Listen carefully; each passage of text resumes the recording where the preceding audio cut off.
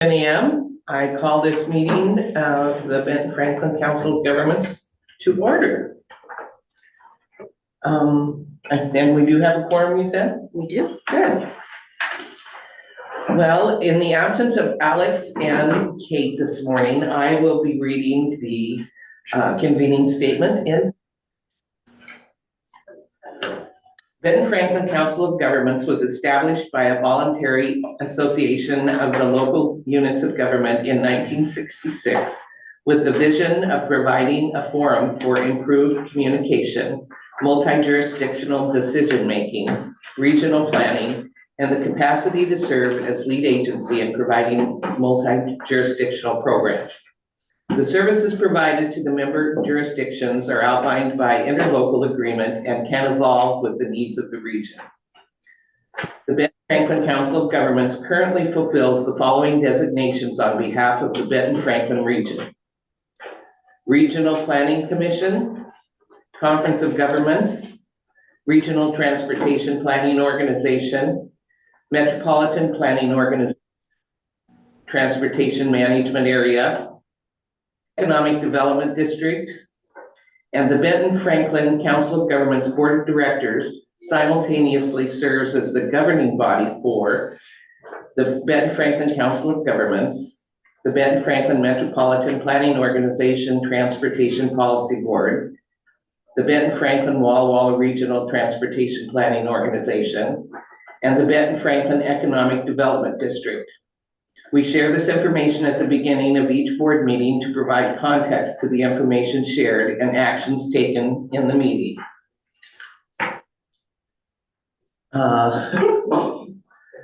Bless you. Okay, we'll do the roll call. Benton-Franklin Transit, Benton County,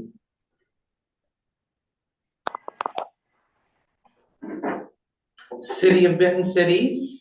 Here. City of Connell. Present. City of Kennewick. City of Pasco. Paul Scrim is here. City of Prosser. City of Richland. Here. City of West Richland. Franklin County. Commissioner Didier's here. Port of Benton. Roy Keck. Port of Kennewick. Yep, Novakovich. And Port of Pasco, Vicki Gordon. Washdod. Here. City of Mesa. Okay. Thank you. I don't think we have any guests present. Are there any on? Commissioner Bauman and Gabe Martin of BFT. Okay. Welcome, Commissioner Bauman and Mr. Barton. I call for approval of the agenda. Madam Chairman, I move approval of the agenda as presented. Thank you, Skip. Is there a second? I'll second that. I second. It's been moved and seconded for approval of the agenda today. All in favor say Aye. Aye. opposed.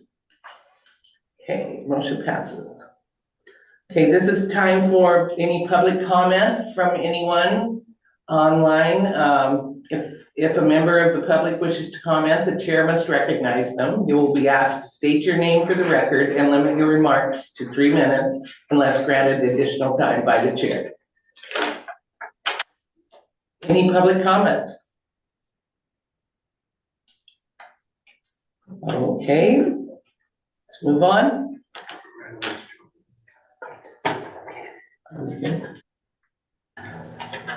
Okay, Michelle. Okay. 5 facts. Let's see if we're working here. So 5 facts today about the BFCOG budget. So I felt like this would give us a little bit of just good informational background before we discuss the actual budget later in the agenda. So BFCOG's budget has 5 main components: our income sources, direct program costs, administrative costs, so those are staff and non-staff, indirect cost reimbursement, and member assessments and dues. So fact number 1, 89% of the income for BFCOG's 2025 budget comes from state and federal programs and grants. We receive revenue from 5 general sources: renewing program funding, so that's grants or state or federal programs; what we call a single opportunity grant, so that's that one-time funding that either the COG is a direct recipient or we are acting as the lead agency on behalf of other jurisdictions, similar to the climate MOU that we've talked about the last couple of meetings. Contracted services, so we provide administration to 2 of the public facilities districts, and we receive a little bit of revenue from that. Negotiated indirect cost reimbursement, which we'll talk about in a minute, and then local funds, which is really our member assessments and associate member dues. So fact number 2, 77.5% of our expenses are direct program costs. Those are expenses that are specifically necessary to a particular grant award, project, or activity. All or a portion of the staff salaries, contracted services, supplies, etc., that are solely benefiting that program. So for reference, currently at BFCOG, 7.5 of our 10 full-time staff positions are reimbursed as direct program expenses. Fact number 3, that means, of course, that only 22.5% of our expenses are administrative or operations costs. So these, of course, the operations non-staff include facilities, equipment, liability insurance, supplies, software, and then any non-billable programmatic expenses. So an example of that would be our Economic Development Administration partnership grant. That funds staff time only. So if we spend money doing anything else to support that program, that's coming out of our administrative costs versus something that's being directly reimbursed. So 2.5 of our staff then are paid out of our administrative staff costs. Non-salary payroll benefit expenses for all the employees come out of these administrative costs. So their salary times might be, or salary costs might be reimbursable, but those payroll taxes and benefits come out of our administration. And then administrative and non-staff operations costs, those are offset by our indirect cost reimbursement funds that we receive against billable state, federal, or local programs. We'll talk about that too. So fact number 4, member assessments are only 10% of the 2025 budget income. So by interlocal agreement, all the members of the COG agree to fund operations of the COG.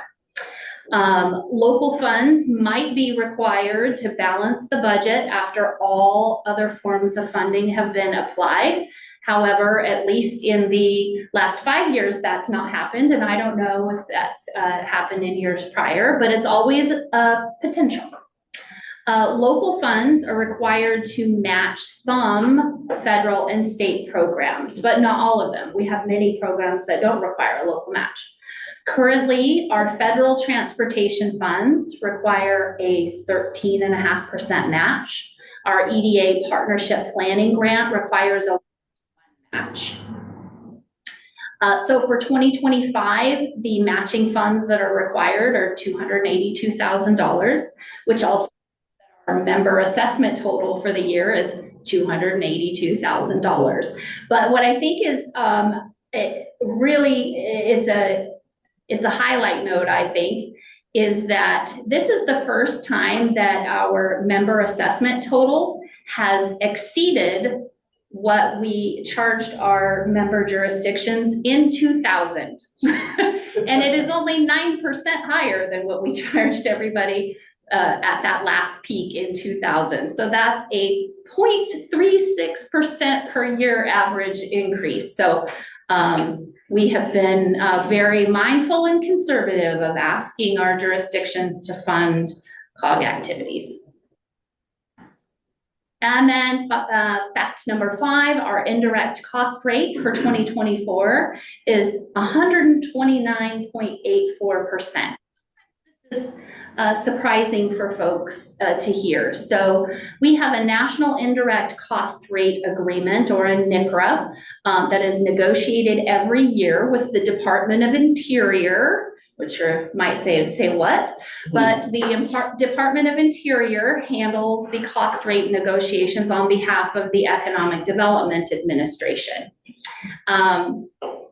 Because EDA has historically provided a larger pot of funds to our activities, when you think about our loan program, than transportation, EDA is our cognizant agency, so they're the ones that get to negotiate our federal rate. So the ICAP is used as an accounting convenience for all of those administrative costs, so that we don't have to go and figure out, what percentage of the copy paper or other things get billed to programs.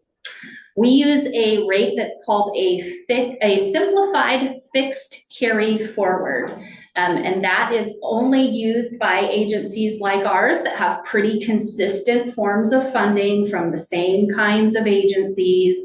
And basically, if we overcollected or undercollected indirect cost in the previous year, it gets rolled up or down into our percentage rate into the next year. So it's just always kind of ebbing and flowing. The percentage rate is high because it's only applied to staff salaries and not any other expenses. So you can't compare one organization's indirect percentage to another one and wonder why they're dissimilar. There's too many variables. But so for the 2025 budget, if we use our current rate, that means that $825,687 could be reimbursed back to us during 2025 on those federal programs. So this indirect cost recapture is what's offsetting all of those administrative costs and make it so that your individual jurisdictions don't have to fund a lot of money to keep our organization running. So it's a good thing. It's important that we stay on top of it. So that was a super quick overview of just the tenets of our budget. But we'll talk more about all the details later, but I'm happy to answer any questions about the budget process in general now, if you have any. Does anyone have any questions for Michelle at this time? We'll be going over the budget later in the agenda. We will. All right. The consent agenda, we've got vouchers, summary, approval of the minutes from the regular meeting on September 20th, the September revolving fund balance report, and the 2024-2027 TIP amendments on page 4. Do I have a motion to approve the consent agenda? Madam Chairman, I move to approve the consent agenda, all 4 items as shown on the screen and on your agenda packet. I second that. It's been moved and seconded to approve the consent agenda. All in favor? Aye. Aye.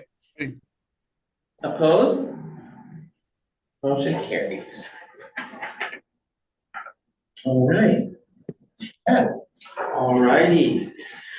The first item that we have for you today is 8A1, is the Transportation Improvement Program TIP obligation status update. So just a heads up to everybody, we have transitioned into federal fiscal year 2025. We are done with federal fiscal year 2024.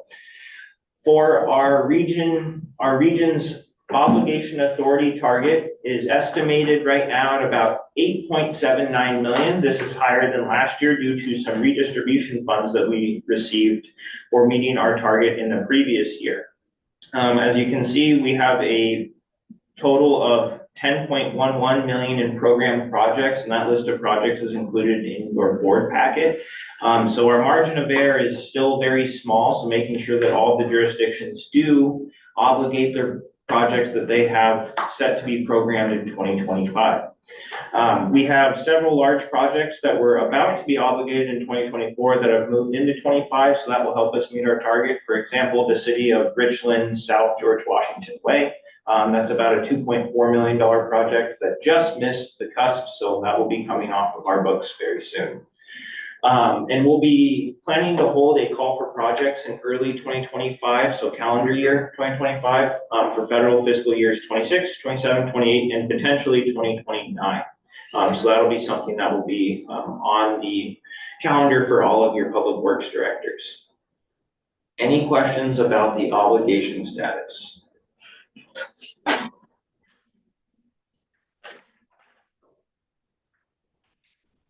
All right, moving into the general update. So below are some items that have just occurred over the last month by either myself or members of the regional planning team. So regional planning staff attended the AMPO conference in Salt Lake. That is the Association of Metropolitan Planning Organizations. Participated in the Benton City Climate Planning Advisory Committee. Also participated in the Lower Snake River Dams Transportation Study Technical Advisory Committee. I'll also be meeting with, requesting a follow-up with WashDOT and their consultant about that. I was not able to attend that meeting. I do have some further questions about the data that's being used and then when the public open houses will be held in the Tri-Cities in the month of December. We participated in the Franklin County Hazard Mitigation Plan meeting. We did an excellent job collaborating with the City of Kennewick's Trails Master Plan consultant on increasing the effectiveness of that plan, as well as our regional bicycle plan. So I want to give a special shout out to that consulting group and how much they really sought out to work with us and even potentially partner with us on our open house that we'll be having on the 14th, I believe, 2 weeks after the 30th of October at the Kennewick Library. They might be using that opportunity to educate members of the public as well on the Trails Master Plan. We held our third bicycle plan working group meeting and released the bicycle plan for public comment. And we also held our first open house this past Wednesday here at the BFCOG office. And then we'll be holding one in Pasco on the 30th and then Kennewick 2 weeks after. And then spoke at Delta High School about urban and regional planning as a profession. And then also as another, I'll say, organization that we all interact with, TriDeck was there as well, educating people on economic development. One other thing of note is that over the past month, we've been working with our travel demand modeling consultant on modeling the top 6 transportation projects from the list that was approved last month. We'll be expanding that to make it not just the top 6 projects, to all of the projects that were on our list, to be able to help the jurisdictions to show here's the benefit of the projects when you're trying to lobby and give the information to legislators. Erin, I'd like to just comment on that, I'm actually really excited about taking that step and modeling the project so that we can really look at the impact that they're going to have on the overall system. And so I appreciate that we're taking that step. Yeah, I'll say one project that will be left that can't be modeled on, that was on the list, was the Franklin County project, just because it's not on a federally functional classified road, so it's not in our model network. However, we are trying to find other ways to prop up that project.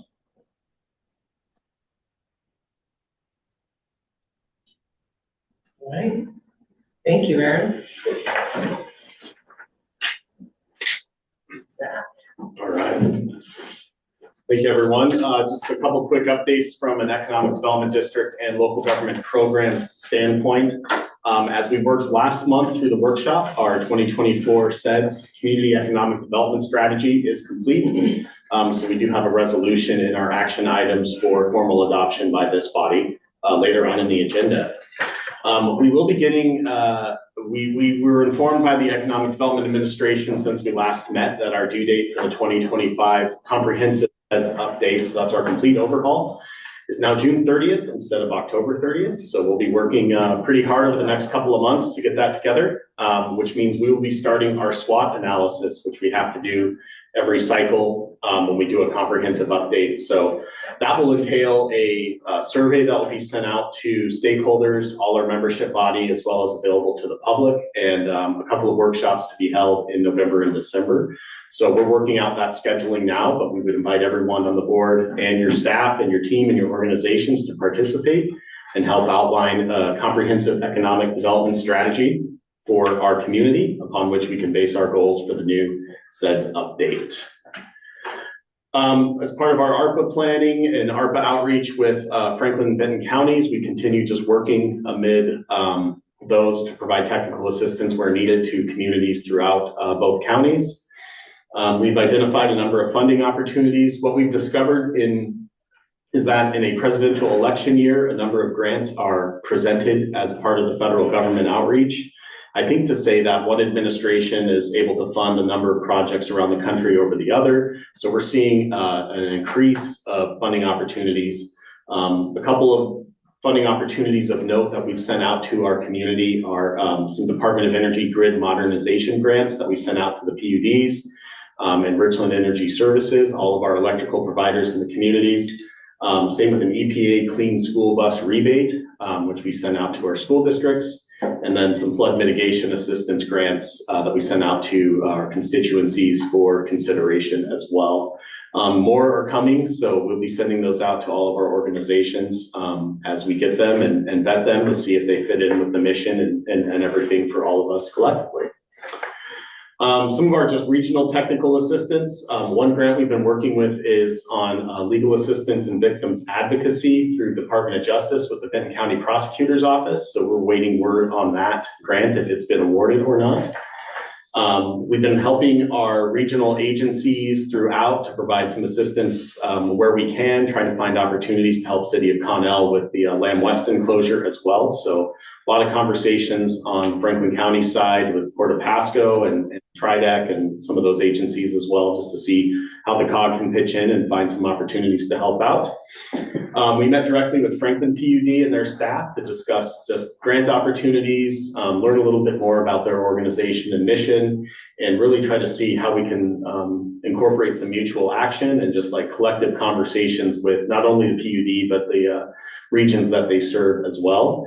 And then last week we met with Port of Pasco staff, and they also handle a little bit of the City of Pasco economic development and just our monthly outreach meeting to discuss some items of note with them as well.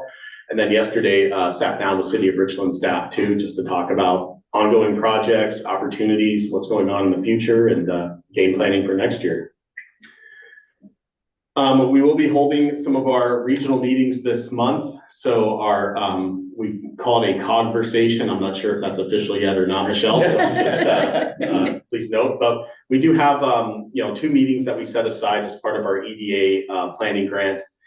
Just providing convening conversations of note that would be beneficial to our regional membership. So we'll be having State Senator Matt Binky in to talk about just some of his state efforts in Olympia for artificial intelligence in government.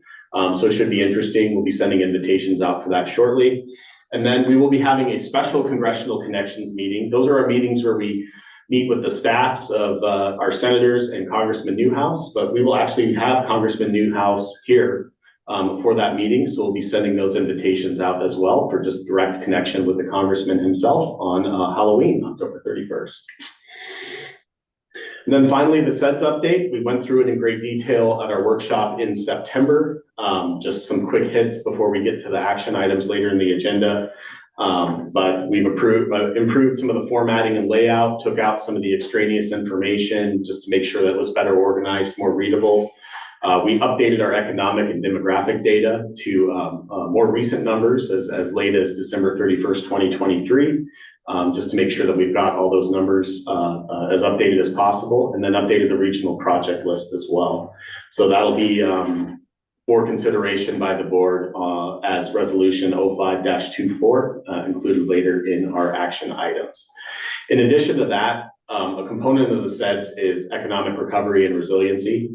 We have that document in place in our current SEDS. It talks a lot about natural disasters recovery, a lot of COVID recovery and technological disasters.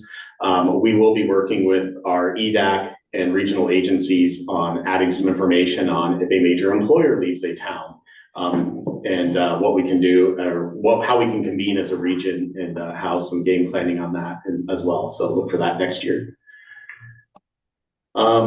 Yeah, and then just as we talked about what's next for the SEDS update, it's our full year. We're doing a new SWOT. We're going to be revising our strategic vision, goals, and objectives, refining and adding more detail to our regional project lists, and discussing some ranking and prioritization of regional projects as well. So we'll be briefing the board as that process goes through in the first half of 2025. And I believe that's all I've got. If there's any questions. That's all you have? Yeah. That's really good. Thank you. That's good.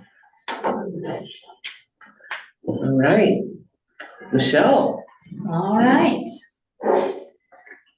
Everybody's favorite activity of the year, budget. So we're going to review the information here. We do have a resolution under the action items at that point where we'll hopefully authorize the budget and assessment. So in your packet, you received a very complex Excel spreadsheet that's much more detailed than you're seeing on the screen here, that breaks down the various segments of our activities. So of note, I'm actually going to switch over to my next slide, but of note here, 2025, the total revenues are $2,909,639. That is an increase of $812,226 over 2024. You'll see some shifting that happened.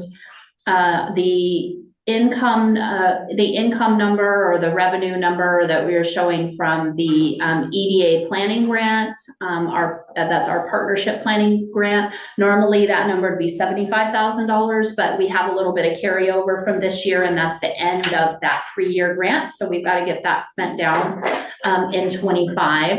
The remainder of our ARPA agreement between the two counties also falls in 25. So you've got that number there. And then new is the PWEDA Activities Fund. So you remember we approved a few meetings ago that we were going to offset the cost of our grant navigator between ARPA funding and PWEDA funding. And so that's where that revenue is coming from, is out of that restricted fund and into this budget. Under our transportation planning activities, there are a couple of new items as well.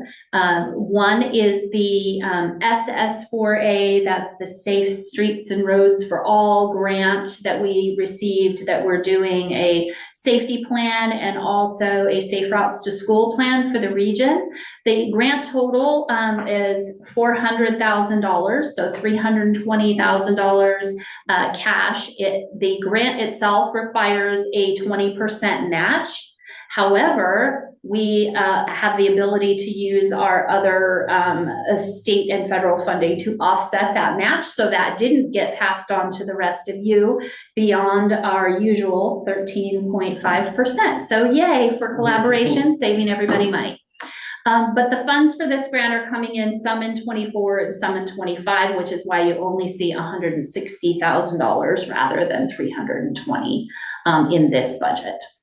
Our TPO funding is increased somewhat in the 2025 budget, and that has to do with some carryover from the previous year, and also VMT money? Vehicle miles traveled. Yes, vehicle miles traveled dollars are also included in there. We've talked a lot about the Commerce Climate Planning Grant, and so that $600,000 grant is new in the transportation budget this year as well. So the combination of those activities is why we have an overall increase in the grant and contracts of $773,939 over last year. We do not have any brownfield money coming in 2025. So that grant actually ends in the current fiscal year. So you won't see any of those revenue dollars there. So yes, we've already talked about, one thing to note about how we budget the revenue for transportation is that every year you all we adopt a 2-year unified planning work program. That's the budget that dictates all of our MPO, our TPO activities and funding. So for our budget purposes, once that's adopted, we take half of that for each fiscal year, and then any specific changes, which for us this year is that $600,000 grant that's outside of our work program. For the Economic Development Administration, Economic Development District revenues, again, it's an increase of $64,000 over last year's budget because of spending the carryover for the ARPA funding and the last carryover dollars for our planning grant. We need to make sure we spend those down in this year, so that's why there's a change. Usually the EDA funding or the Economic Development District is pretty consistent. Okay, so local funds required to match federal programs. Again, we talked about this earlier, $282,000 are required for this year. $75,000 of that is that one-to-one match for our EDA program planning grant. $207,000 fulfills that 13.5% of the MPO local match according to our work plan. So overall, that's a 17.58% increase over 2024. And that is because of that SS4A grant funding. Even though the revenue is coming in over 2 separate fiscal years, we didn't charge any matching fund for that in 24. So, and that's why you see an increase for 25. And just a reminder, state transportation funds do not require local matching. So that's where we come up with those dollars. So expenses. Again, this is a simplified version of what was in your packet. Of course, we have personnel costs, personnel expenses. We had $161,729 increase in salaries. Of course, we added from 2024 3 full-time equivalent positions this time. Staff accountant, grant navigator, and we converted our 2 part-time planning positions. They both convert to full-time planners in 2025, which is actually super exciting for us to see the fruition of our internship program finalization of education to now 2 full-time planners. So that's awesome. Of course, that also means that we had just over $63,000 increase in our ancillary staffing costs. That's due to an 8% increase in medical premiums, and then of course just the additional cost of tax and benefits for additional staff. The non-staff operating costs, again, just our overall operations, actually on the whole was $7,000 less than we projected in 2024. But there is one notable line item for you, and I have it highlighted. It's our furniture and equipment line item. In 2024, our total budget for that category was $7,700, and this year it's $30,000. That's because we have to spend between $18,000 and $20,000 to replace our server, which makes us sad, but every 5 or 6 years that must be done. So that falls into our 2025 budget, which is what's causing that big increase. And then there's a slight increase in professional development and travel. Again, we have more staff than we've had previously. So the other thing I want to just draw your attention to on this slide, because it may not make direct sense when you look at how I prepare our budget. But the overall expense total, again, is increased by $769,806 over the previous year. Most of that is due to direct program costs, which means we're spending more, but we're also bringing in that revenue to offset those expenses.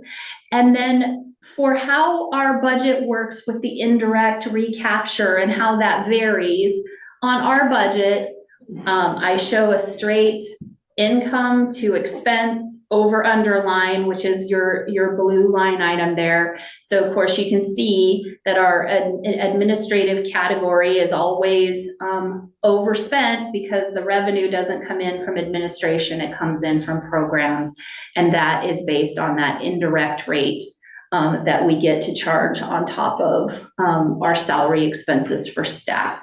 So when you cross that over, we're showing a projected cash net revenue of $140,903.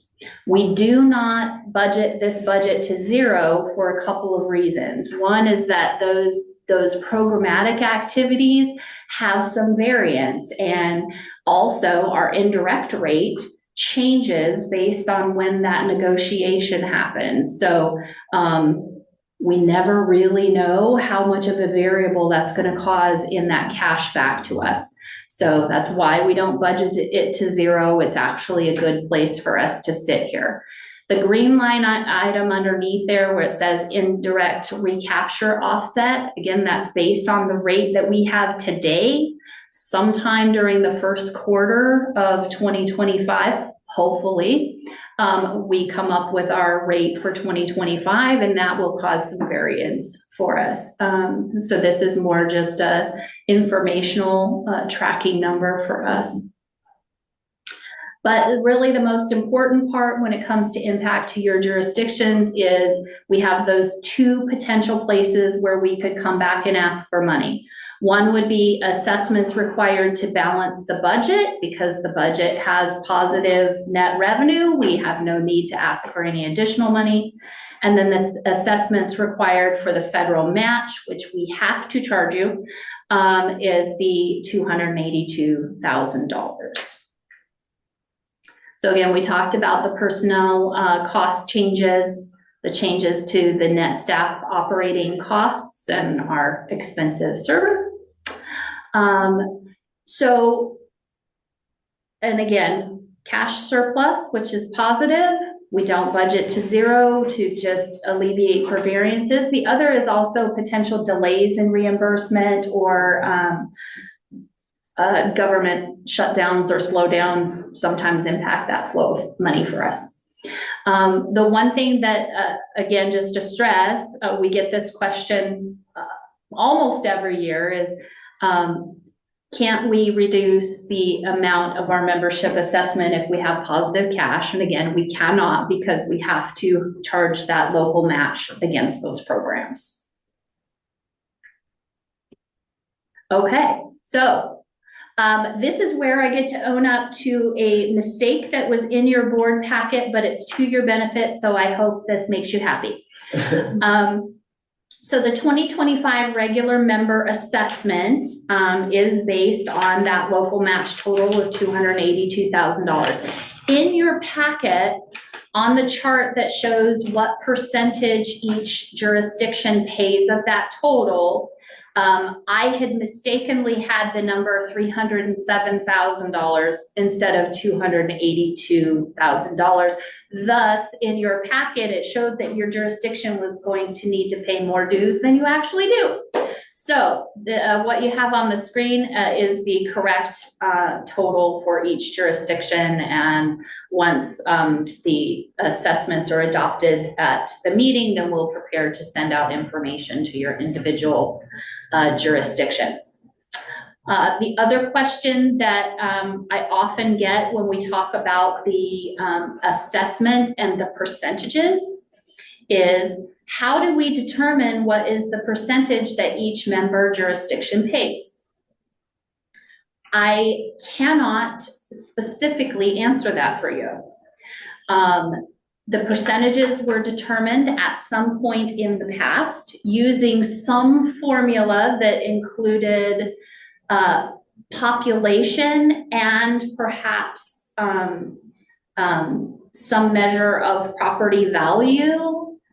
The actual formula that was used to come up with these percentages at the time they were set, I do not have access to it.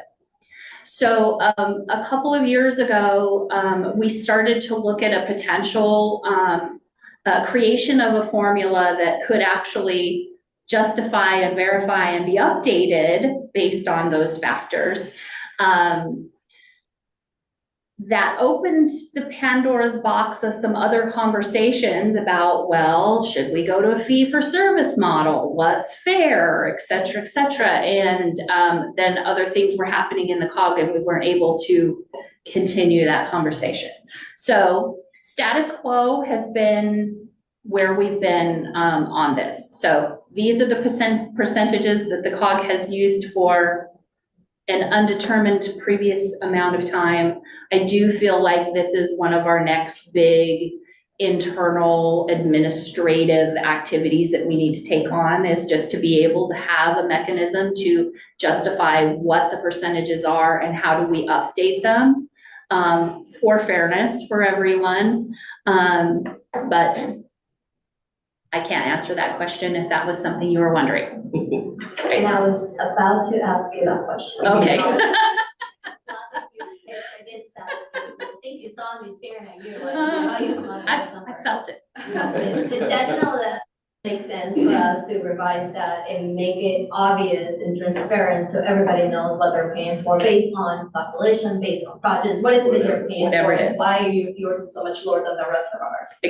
Exactly, yes. So it has been my intention to tackle this 2 years, and there have just been too many other moving parts. So it is on my personal agenda in 25, hopefully. Okay, so that is all I have on the budget, unless you have questions there. Otherwise, we'll go on to my general update and then we'll actually vote on the budget during action items. Kate. Thank you. I just had a quick question. I was noticing that the percentage of totals for everybody on that upper table went up. Is that because the city of Pelotas and city of Mesa stayed at 600? Yes, and they come out of, they used to be factored in the percentage. They are not now because now they're associate members. And also 2 years ago, the percentage also included Benton PUD. And Benton PUD is no longer a member, so that did adjust the percentages slightly. But yes, good eye. Good eye. Any other budget questions? I see no hands. Good Okay. presentation. Okay, so general update. Welcome to Lacey Mancius. She is our new executive admin and communications coordinator. She's been for all of, is this the end of week 2 now? Yes. 2 weeks. But it has been fantastic to once again be fully staffed, and we actually had the benefit with Lacey that for the 6 weeks we were able to have Kayla here. She did a lot of work to help us document some processes and procedures and onboarding that has really helped us in getting Lacey up to speed. Our transition to in-house accounting, we're about 3/4 of the way done. We're coming up on the 4th quarter, so we're doing some quarter end activities and preparing for year end. Once we've tackled those, 100% of our accounting activities will be in-house with Alexis. Alexis is doing a fantastic job. I can't express enough how nice it is for me to be able to get an answer, work through a question related to anything finance related, and not have these delays between trying to get information. So that has been a really great benefit. From professional development standpoint, Alexis attended the Washington State Finance Officers Association training conference to learn about all things government accounting, which will help as we get ready to prepare for the 2024 audit. Alexis and I have both been participating in a 6-part webinar series put on by the National Association of Development Organizations on federal grant accounting and compliance. They have been very, very well done. So that's really good education and timely for helping Alexis get up to speed for us also. And then Lacey, one of her responsibilities will be taking on our wellness program under the Washington Association of Cities, and she got to participate in some training on that this week. They actually had a training seminar in Kennewick yesterday, so that was nice. Partnership and engagement. I was appreciative to be included in the Port of Benton's rail tour in the Abraham Lincoln car. If you've never seen it, it was quite something to behold. So I appreciated that, and it allowed us to actually get on the track and experience that 5 miles an hour in the car and all of that. So I think that was very well done by Port of Benton. We also hosted earlier this week a discussion between Port of Benton and City of Kennewick just about rail in general, and I felt like some good dialogue and resource sharing happened at that point, and gave us some opportunities to talk about some future studies and support we might be able to do to help.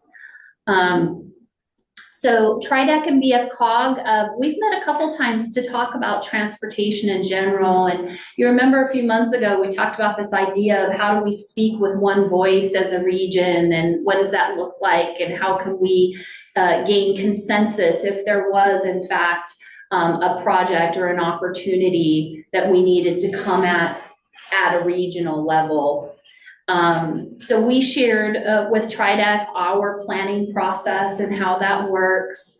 You know, we've had, and TRIDEC has heard requests about doing an update of the Fourth River Crossing study to look at that. It's been at least 12 years since the last one was done, and a lot has kind of changed and evolved with our region. Just based on recent conversations about rail, there's also been some interest and requests about doing a regional rail study, and how does that not only affect safety, but traffic and other factors in the region. And again, just this idea of, you know, if we were to, as a region, try to seek out funding for a mega project, a once in a generation transportation project, thinking about the positioning of our federal delegates on federal committees, you know, there's an interesting window right now. How would we go about that, and what might that look like? So I know TRIDEC is having conversations with many of the jurisdictions about some of these ideas. So I want you all to be aware that we are also talking to TRIDEC about that. Obviously, their role and engagement in the community is much more at a lobbying advocacy kind of level than we are as the COG. We are the coordinators, information gatherers, data analysis folks. So we are talking about that. But in terms of the COG, if you as jurisdictions want us to take the lead in taking on securing funding or moving forward with some of these larger studies or convening discussions about things like this that are within the realm of our mission, but not necessarily directly funded by our current programming activities, we need you to communicate and direct that to us as staff so that we know how to move forward and engage in some of these things. I would pause in case anybody has a comment they'd like to share on that at this point, or if that's food for thought, and we can discuss those kinds of things during new business or at a future board meeting, but I did want to keep you guys in the loop. So you wanted us to bring some potential ideas for that federal mega project idea, is that what you're looking for? So that's not necessarily what I'm looking for at this moment. I know that TriDec is having some of those conversations and maybe trying to get a sense of, from the jurisdictions, if there were to be such a thing, what would it be?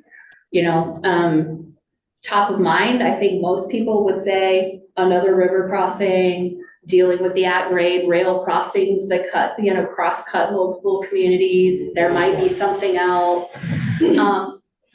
But even leading up to some of those things, there are some studies and some research and data that might need to happen that tell important stories. So really, it's more me just seeking out from you as members that if there's something that you want us to be engaging in a more direct way to make some of these things happen, in the place that's appropriate for us at the COG, we want to hear that from you. Well, from at least the conversation that we had, not at the last council meeting in West Richland, but the one, I think it was prior, maybe the one prior to, it's been so long, it seems. But we discussed a little bit about the rail issue. And I also spoke with our mayor pro tem offline a little bit. He is planning on speaking to the fire commissioners because he's also Benton County Fire Commissioner for District 4. And it seems like there is concern, and just like what we heard at our meeting here, there's concerns for safety about how we are. Like Kennewick's cut in half, West Richland is cut off almost entirely by rail. And even when the rails do get faster, I think that there would definitely be at least an appetite for looking into having a regional rail study and possibly asking for federal funding to assist in making it to where we aren't cut off from emergency services based off of if there's a train on the tracks, especially since we can't control who's on the tracks when they're on the tracks, and we don't have to be told when somebody's going to be on the track. Right. So, Gretel, I see you have a comment. Well, obviously, we've had conversations about this, and I appreciate your facilitating the meeting with the Port of Benton. And I think there was some really good information and things to follow up on from that meeting. But I kind of feel like, again, I'm following up on that. Safety is an immediate concern, but the river crossing, I think that they kind of go hand in hand. And I guess I kind of wonder if those could be somewhat combined potentially, and also with an emphasis on the added impacts to both of these rail as well as river crossing if we breach the dams. I mean, if we breach the dams and we no longer have a low carbon option for freight up and down our rivers, which is very important to our entire region's way of life, economy, etc., then these river or the rail, and then the amount of freight that's going to be going over our rivers, in addition to our citizens, our commuters, etc., are going to be exponentially impacted together. And I think it is a mega, kind of a mega look at kind of all of those things. But I mean, if these rivers are actually, if they go forward with the breaching of the dams, I mean, these conversations that we're having just about at-grade rail crossings and this and that are going to be impacted even further. And I think that we just have not necessarily had a strong enough regional voice to federal entities that really don't know and maybe don't care about our communities, but it all is going to impact it extremely. And so I think that if you're talking about a mega kind of study or exploration, I think it's both of those things together, just kind of, it's transportation in total. Because once those Amazon trucks start really moving and going over our already congested bridge, Blue Bridge, and also the bridge between Pasco and Richland, we're going to definitely feel the effects, and it's going to be a safety and also emergency and congestion and economic. I mean, there's a lot coming down the pike, I think, for our region. So I think that I think those are important.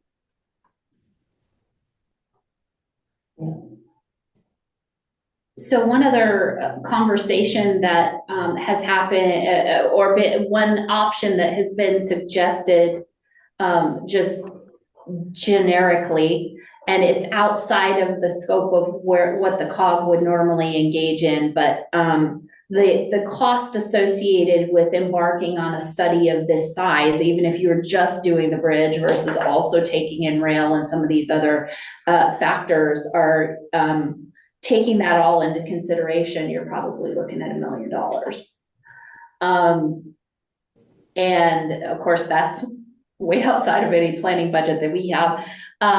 There was a suggestion made that maybe the COG needs to look at seeking a legislative proviso to ask for one-time funding to allow us to do this kind of a study.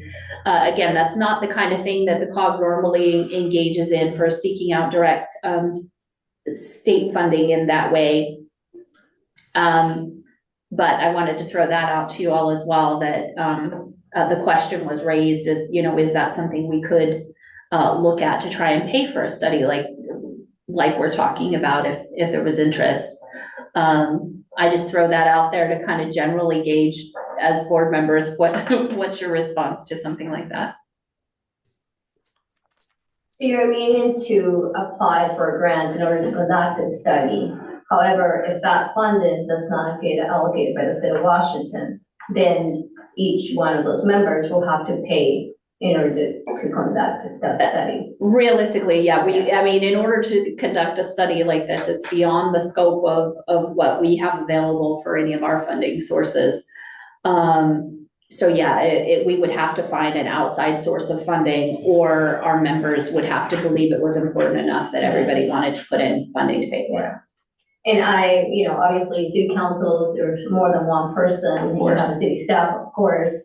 I don't think, from my perspective, that I have the ability to bind the Richland government in any way, shape, or form to basically say, yeah, the study is necessary. Yeah. This is me just taking a pulse to see just generally what kind of reaction you all have. So we as staff know how aggressively to move in another direction to gather additional data or make any kind of a formal request down the road. So yes, I'm definitely not asking anybody to commit on behalf of their organizations in any way. Would it be something that we would again possibly look to WSU and UW, to the Ruckle House organization, to assist in a study like that? Because they've done previously with the governance, I was just looking at it. The Tri-Cities governance, they also have done studies in the past and are currently doing studies in multiple different areas that could be related. Mm-hmm. I don't know. That's something we can gather some additional data on. And of course, we're happy to continue to do more of that work, but I definitely don't want to send staff down the road of doing a bunch of background research into funding options and directions without at least having some sense of that's something that the board would wish us to do. So the other, concern that I have is the fact that more and more we see that a lot of governments, federal, state, don't necessarily want to fund highways, right, bridges and things like that. They want to move people to mass transit or some sort of mass transit type of model of transportation. So a lot of cities are now considering private and public funding for roads. Meaning now they're looking at tolling. That's obviously an option that we do have as a community. It may be something that people are not very interested right now, but in reality is that in order for us to build more roads, we cannot rely only on taxpayers funding from the state or federal government, which means at some point we're going to have to reach out to private parties and discuss the potential of building with the purpose of having a new road that has to be paid by those users directly through the toll system. So that's something that we should, I think, as a community and as an organization, we should consider. Obviously, there's a different funding path, and it's not always through the federal and the state. And if we're talking about highways, we also have to, the whole concept of, from what I understand, the Tri-Cities region has the most exits and entrances to highways of any other region in the state. Is that correct, or is that inaccurate? Totally true. I've had state legislators tell me that when I've discussed exits being added. Where all the most accidents are, and that's always in their community. And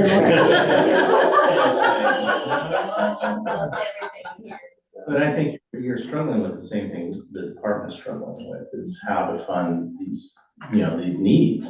And, public-private partnerships, probably one thing you're gonna have to look into the future. You can't toll existing systems, so you can't toll I-82 or 182 out here. That was already paid for by the federal government.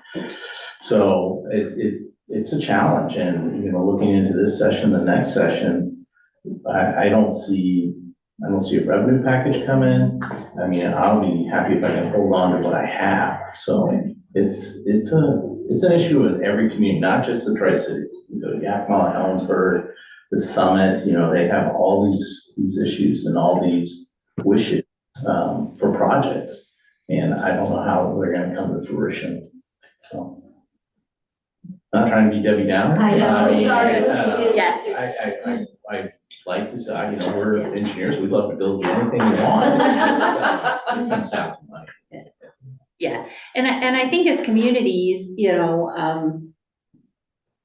information is power, and we can talk about what kinds of projects would positively impact the challenges we're seeing, whether it's rail or river crossings or, freight or whatever, but until we have the ability to actually study and get some data, we don't really know. And we can't even possibly think about the question of how do we build it if we don't know exactly what we need in the first place. I mean, from my perspective, if I took preservation off the table, just maintaining what we have, I'm very concerned about US 395 and all the development that's happening in that area and what that's going to look like when some of those projects come online from a safety perspective. Yeah, agreed.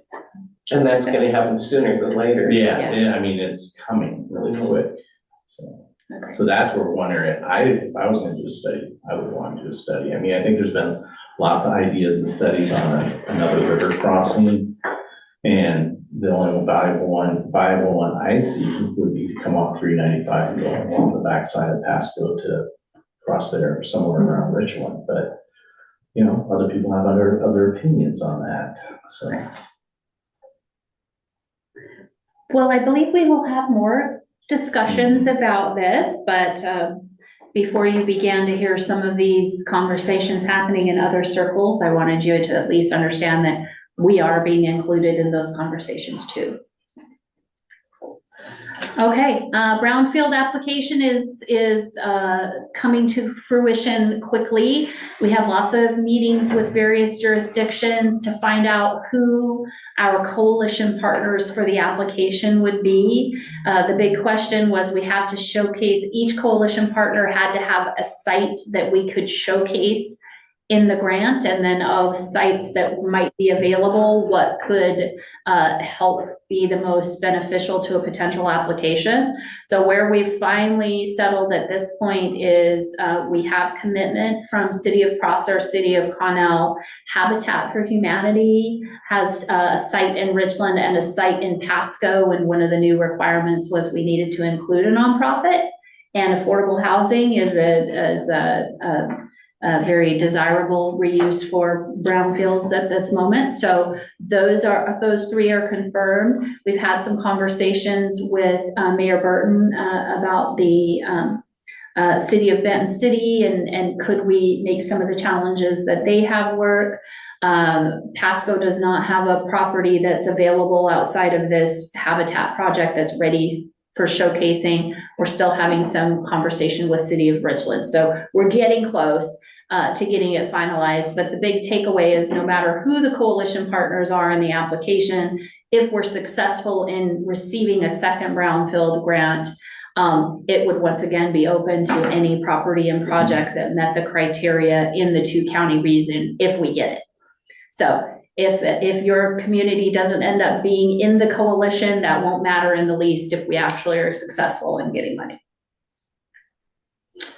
Broadband infrastructure activity is we finally have some new information. The final approved project areas for BEAD funding from the feds to the state have finally been identified. I was trying to interpret the mapping. I know that there are 4 project areas for sure in Franklin County. Benton County, it's a little less clear looking at the map. I believe that there's at least 2 in Benton County, but remember Benton County is upwards of 98% broadband serviced, so they have fewer need areas. We do know that Franklin PUD is intending to apply for BEAD funding to do infrastructure in all 4 of their project areas. I was happy to hear that Franklin PUD received $37,500 in BEAD planning grant funds from the Washington State Association of Counties, that they received that information from multiple people, but they heard it from us first. So that made me happy. And they did get some funding. They are also currently breaking ground on a broadband infrastructure project to bring both fiber and hybrid delivery to 1,300 homes and businesses in Basin City and Connell. So just an update on broadband infrastructure. All right, we're finally to action items. Very good. That was a lot of information. I know, it was a lot. But really exciting, Maggie. We're on it. Okay, action items. We'll start with Aaron. Sweet. I will be doing action item 9A1 and then Tanner will be doing 9A2. So just for a little background, so 9A1 is the regional climate change contract. So some background information, we've been working with 5 jurisdictions on this: Benton County, City of Kennewick, City of Richland, City of Pasco, and the City of West Richland on a regional approach to climate change. All of these jurisdictions received funding from the Department of Commerce to do the planning portion of their climate change grant funding. We are going to be the lead on the planning portion. The jurisdictions will still be the lead on the implementation portion of those climate funds, or excuse me, the climate implementation funds. So there was a request for proposals put out on September 16th. Proposals were due on Friday, October 4th. We received one, and it was from the Cascadia Consulting Group. The Cascadia Consulting Group has been the lead effort in doing this in all of the different regions around the state, either at smaller scales or even at bigger ones. So it's good that they were the ones that submitted the proposal. The proposal was reviewed by the council of governments and then planning directors from the 5 different jurisdictions, and we deemed that this proposal was sufficient, and we've been going back and forth with some clarity on some of the tasks listed within the proposal with Cascadia Consulting Group. We will be leading the regional approach versus the individual scope. The Department of Commerce encourages this effort, as climate change is not just going to be impacting, say, one city, it will be impacting entire regions. And then again, this is a regional cost-saving approach as well for these jurisdictions. So rather than each one of them spending roughly about $300,000 on this type of study, it's going to be somewhere in the ballpark of $600,000 to $720,000 for the entire region. So saving a lot of money to each of the jurisdictions. So with that in front of you, there is a motion moving to approve to enter into a contract with Cascadia Consulting Group. Do I hear a motion? I move to Go ahead. approve entering a contract with Cascadia Consulting Group for the Tri-Cities Regional Climate Change Approach. Second. Okay, it's been moved and seconded. All in favor, say aye. Aye. Aye. Opposed? All right. That has passed. Okay, Tanner? Yes, thank you. So yeah, just a little background on what the Transportation Improvement Program is. It is a compilation of projects with various federal, state, and local funding programs for all transportation agencies in the BFCOG metropolitan planning area. Projects within the program implement long-range transportation and transit plans, help meet the region's short-range needs and maintain the existing transportation network. So this motion is to adopt BFCOG's 2025 to 2028 Transportation Improvement Program. All right. Are there any questions? Do I hear a motion? Madam Chairman, I move to adopt the BFCOG 2025-28 Transportation Improvement Program as presented. I second that. It's been moved and seconded. All in favor, say aye. Aye. Aye. Opposed? Okay, that motion carries. Thank you. Okay, Zach? Yeah, so this is the resolution 05-24 to adopt the 2024 SEDS annual update. We had an extensive workshop last month and brief explanation of the project and what was included in this update earlier in the agenda. Just in a nutshell, improvements to formatting and layout, updated demographics and economics data, and revised project lists. So with the SEDS, this is a check the box update that we have to do annually with our comprehensive full update coming next year. But the resolution presented in front of this body is for the 2024 adoption. So, All right. Does anyone have any questions for Zach on this? Okay. I would hear a motion, please.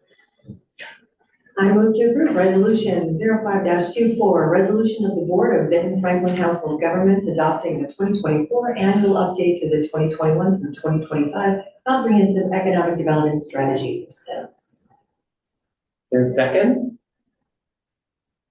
I'll second. Been moved and seconded. All in favor, say aye. Aye. Aye. Aye. Aye. Okay, thank you. Okay, there's some, two more resolutions. Michelle? Okay, the first resolution is 7-24, authorizing the 2025 annual budget, regular member assessment, and associate member dues. So unless there's any questions that have cropped up since the review before, that is our action item. All right. Is there a motion? I move to approve resolution 07-24, resolution of the Board of Benton-Franklin Council of Governments, BFCOG, authorizing the 2025 annual budget, regular member assessments, and associate member dues. Second? Second. Thank you. It's been moved and seconded to authorize resolutions 07-24. All in favor say aye. Aye. Aye. Opposed? All right. Okay, last item, I do have to give you just a tiny bit of background on. Basically, I need your authorization to increase our credit card limit for the COG.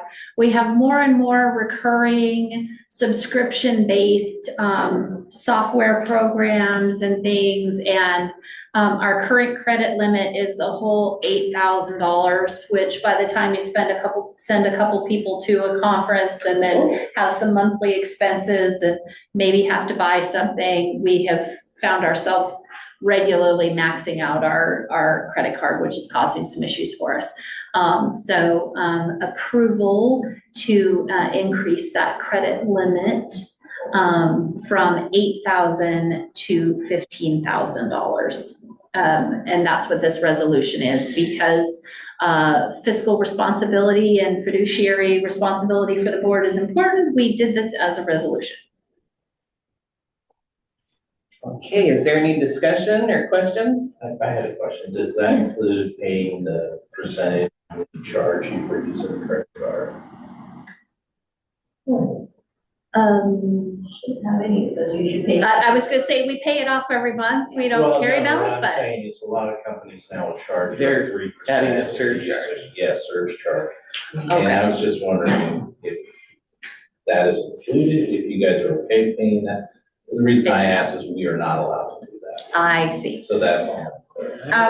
That is not something that I have yet seen with our credit card bills. The other challenge we had is that we actually, all the rest of our banking is with a different bank than our credit card. And I tried last year to transfer to get a credit card account through the same bank that we do all the rest of our banking with. And because of being a government and how we were set up, they gave me a $500 credit card. I'm like, I can't do anything with this. So the account we have has been what we've been able to secure thus far. But good question, Brian. It's not something I've seen. Yeah. What we finally did approve some of that, and the amount of those charges was astronomical, so we went back and changed some of that. Oh, interesting. So there's something to think about in the future. Oh, that's good to know. It's, to watch. So does the card, obviously there shouldn't be any charges because you pay at the end of the 30th day. But does the card have rewards, and what happens with those rewards? And if we don't, why don't we? Because commercial cards do offer that. And that could be used to offset some of the, expenses. Sometimes you can get, hundreds of dollars just in rewards that could be used, so maximize that. The currently does not have any rewards associated with it. And again, I haven't done a lot of extensive research aside from my last attempt to just try and consolidate everything with one bank to look at looking for something different, but that is a good suggestion. So where do you bank right now? We bank with Umpqua. Okay.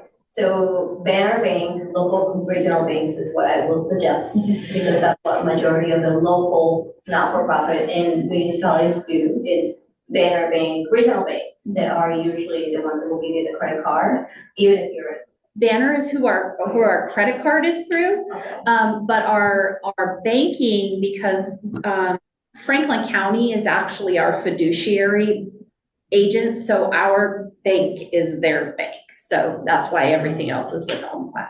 The one is Yakima Federal. There's a few other regional banks that do very well. So I'll suggest that. Okay, thank you. I think also the credit unions, a couple of them, that there are some 501c3s locally that do that. I don't know if it would be similar for the COG. Interesting. Okay, good to know. All right. But currently, I do still need to raise our credit limit. Okay, we got a little off line there. That's okay. Good conversation, but So, may I make a motion? Yes, I move to approve resolution 06-24, a resolution of the Board of Benton-Franklin Council of Governments authorizing credit card limit increase. Second, is there a second? Second. Thank you. It's been moved and seconded to authorize resolution 06-24 for credit card limit increase from 8,000 to 15,000. All in favor, say aye. Aye. Aye. Opposed? Don't go wild there. Yes. All right. Our next item on the agenda is new business. Do we have any new business to discuss today? I am not aware of any new business. Okay. Director updates. Just go, how are we doing on, oh, doing great. Benton-Franklin Transit.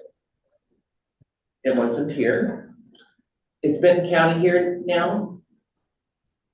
No. Okay. Len Burton from City of Benton City. Any Yeah. update? Let's see.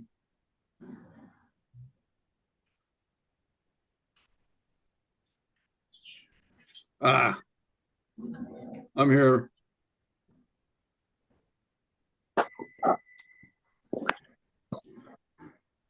Do you have any updates for us, Len? No, Mr. Barrow from City of Connell. I'm sure you might have an update for us.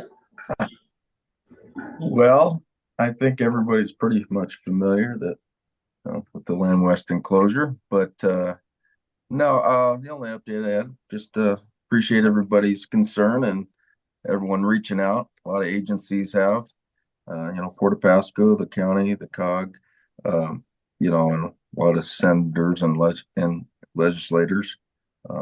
But yeah, we had a hit on the budget, but we do have it. We're very close to balancing it again. We had to start over again because of it. But yeah, we're well on our way. We're not gonna, we're just looking for a new industry at the moment. So anyone have any ideas, send them our way. So but we're not gonna dry up. We still got plenty going on here, and I'm sure someone will pick up that void we have at the moment. That's all I had. Thank you. Thank you. That's Crawford from City of Kennewick. Good morning. I don't have a ton. We've been working a lot like others on our budgeting and trying to figure out how to pay for everything. We've also, the convention center plans are moving ahead, so we're kind of excited about that. And I just did a opening remarks for a public works convention recently, and they needed more space than what they had. They were happy to be here, but looking forward to having a little more space in the future, so that's good. Those are kind of the main highlights. So that's it. And I appreciate the conversation with Port of Benton that you facilitated, Michelle, and I think there was some good information and ideas from that. So appreciate that. Good, thank you. City of Pasco. Hey, good morning. Charles here. Thank you.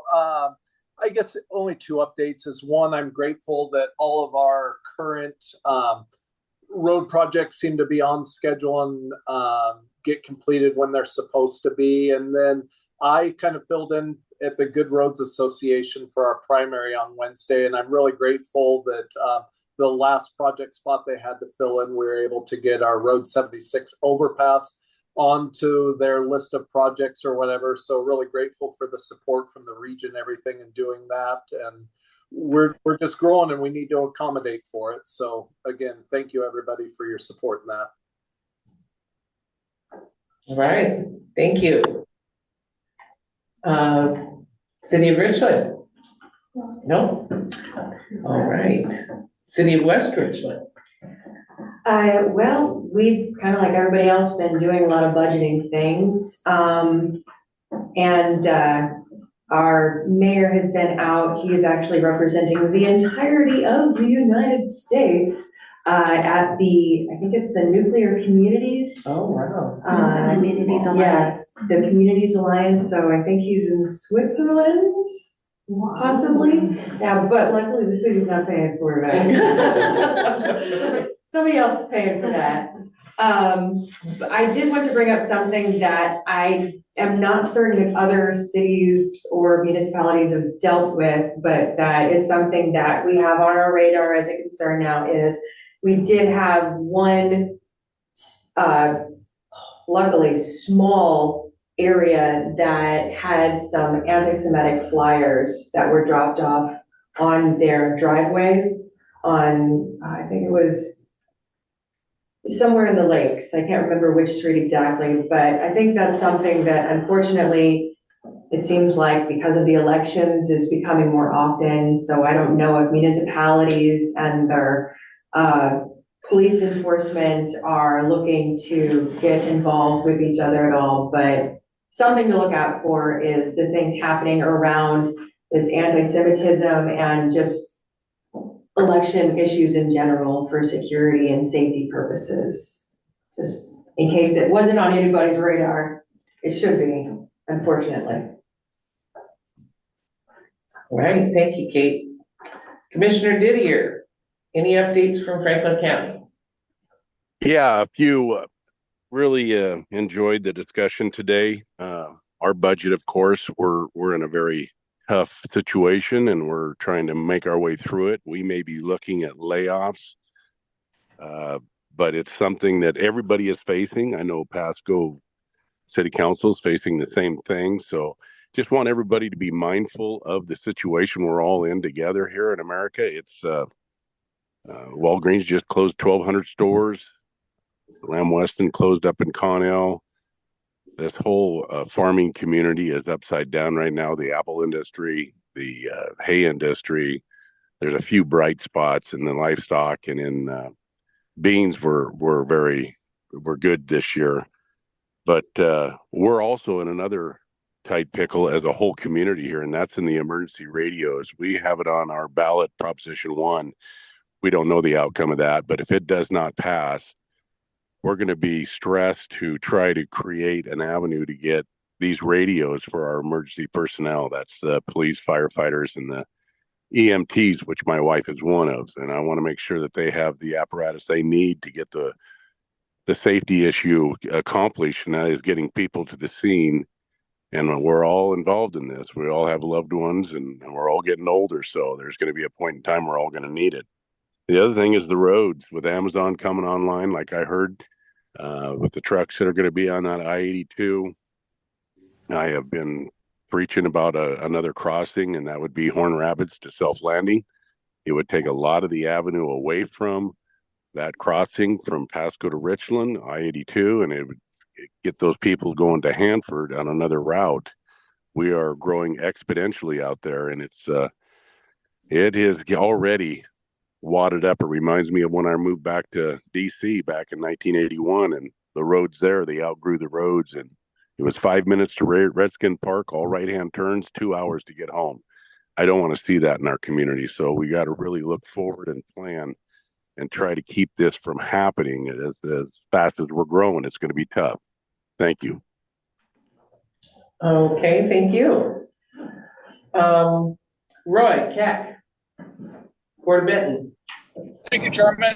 Yeah, the only update I have is that we're going to complete that grade crossing on Saint Street this weekend. So we're closing Saint Street today and hopefully have it back open next Monday.